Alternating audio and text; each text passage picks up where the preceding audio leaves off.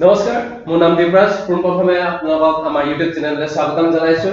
আমাৰ এই ইউটিউব চেনেলটো খোলা মূল উদ্দেশ্যটো হৈছে যে ষ্টক মাৰ্কেটৰ ওপৰত আমাৰ মানুহখিনিৰ মাজত এৱেৰনেছ অনা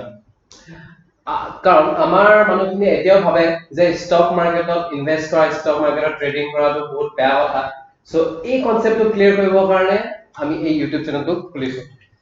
সো আমি যেতিয়া আৰম্ভ কৰিছিলো 5-6 বছৰ আগতে তেতিয়া বৰ বেছি কন্টেন্ট নাছিলে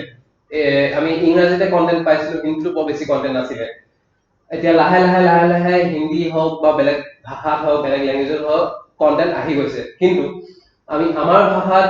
বৰ বেছি ভাল কন্টেন্ট পোৱা নাই সো আমি এই ইউটিউব চেনেলটোৰ জৰিয়তে এটা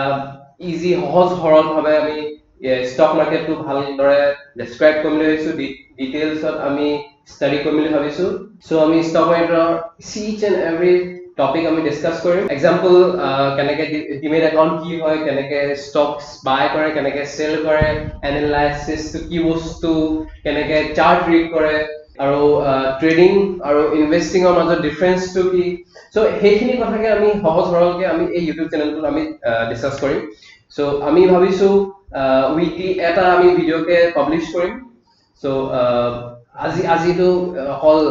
ইন্ট্ৰোডাকশনে আছিল আমাৰ সো আমি নেক্সট উইকৰ পৰা আমি এটাকে কন্টেন্ট দিব আৰম্ভ কৰিম